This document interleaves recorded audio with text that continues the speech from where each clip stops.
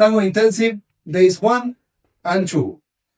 3 things to keep in mind. We have our tango posture, heels together, knees soft, center with a little bit of energy, shoulders relaxed, weight on one leg. If you don't know what to do, after every step, you need to end up here, especially if you are the follower. From this position, we have 3 directions. We can go forwards, we can go sideways, we can go backwards.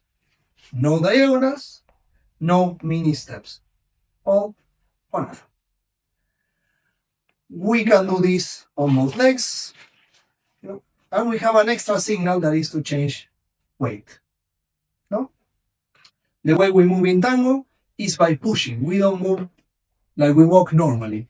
I will push the floor and arrive to the new initial position. No? We will do this forwards. We will do this backwards. So always push and arrive, one step at a time. You also know for later that we can turn independently our hip from our upper body. We will call this dissociation. Great. Now how do we lead? We lead through a frame. The embrace from tango is actually a frame. And this frame has 2 main characteristics.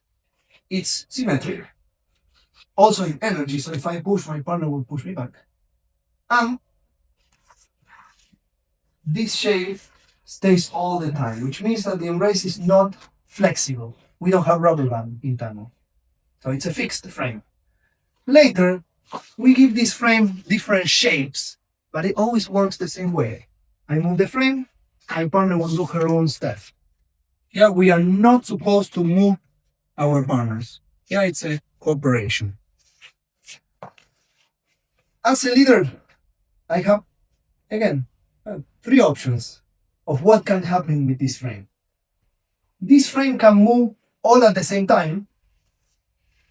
Everything is moving at the same time, and this we are walking.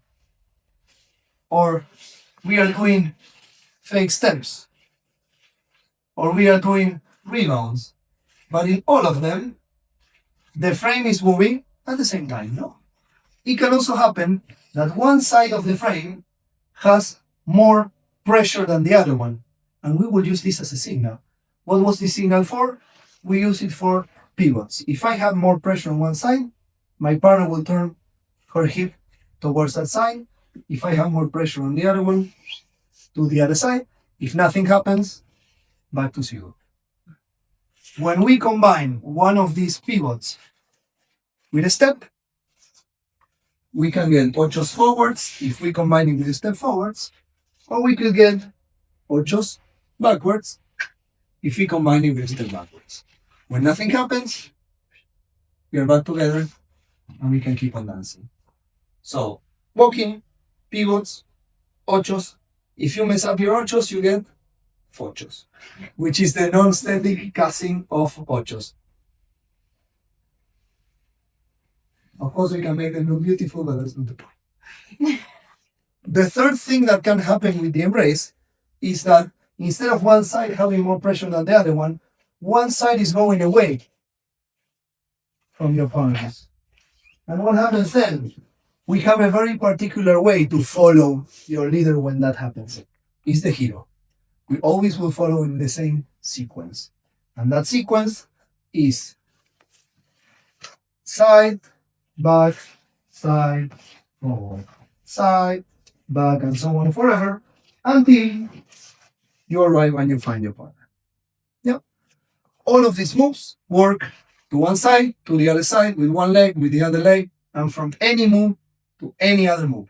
Yeah. Don't worry so much about the musicality. Let's keep it intuitive by now. Later we can, of course, go way deeper into tango musicality. These are the main elements of tango.